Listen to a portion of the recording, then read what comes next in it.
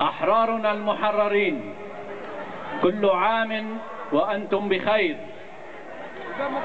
كل عام وأنتم بخير في عيد ليس كباقي الأعياد، إنه عيد له معنى خاص، عيد أدخل الفرحة ل1027 عائلة، بل أدخل الفرحة لجميع شعبنا في كافة أماكن تواجده.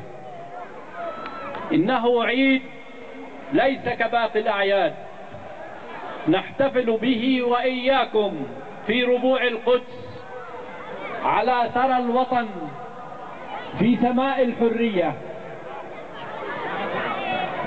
اسمحوا لي أن أوجه باسمكم كل التحية للسواعد المقاتلة التي قدمت دمها من أجل إنجاز هذا النصر العظيم الذي جعلنا وإياكم نحتفل في هذه الأيام.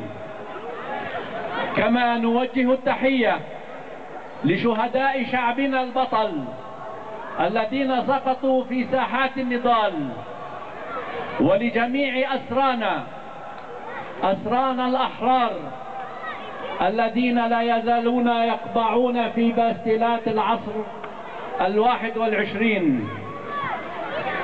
إخواني المحررين، الأهل الكرام، لقد مكث جلعاد شليط حوالي 5 سنوات في الأسر، لكن الاحتلال جعل من قضيته قضية كل بيت في إسرائيل، وصوره وكأنه الضحية ونحن المجرمون، في حين مكث أسرانا ما يزيد عن 30 عاما في سجون الاحتلال، بل في ظروف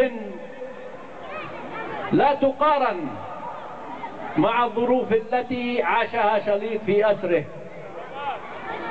ونحن نعجز للأسف عن رفع موضوع أسرانا وقضيتهم إلى المستوى اللائق، إلى المستوى الذي يليق بهم وبنضالهم. عجزنا عن جعلها قضية الشعب، قضية كل بيت فلسطيني.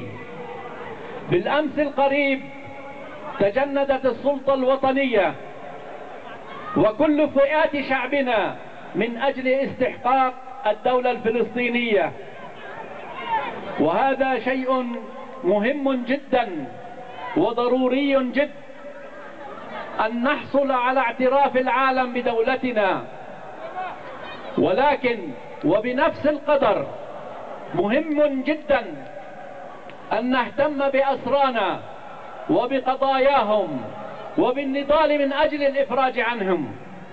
لذلك يجب أن يتلو استحقاق الأسرى استحقاق الدولة، يجب أن نرتقي بنضالنا من أجل تحرير أسرانا إلى مستوى نضالنا من أجل الاعتراف بدولتنا.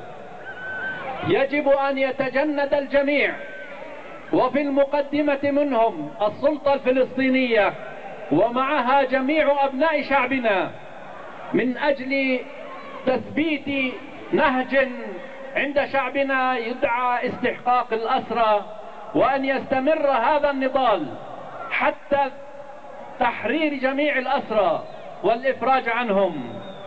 وإلى حين ذلك يجب على جميع القوى الوطنية والإسلامية وجميع أبناء شعبنا أن تبقى على العهد، وفية لأبنائها في السجون، تعمل كل ما بوسعها من أجل رفع قضيتهم والنهوض بها حتى التحرير عنهم.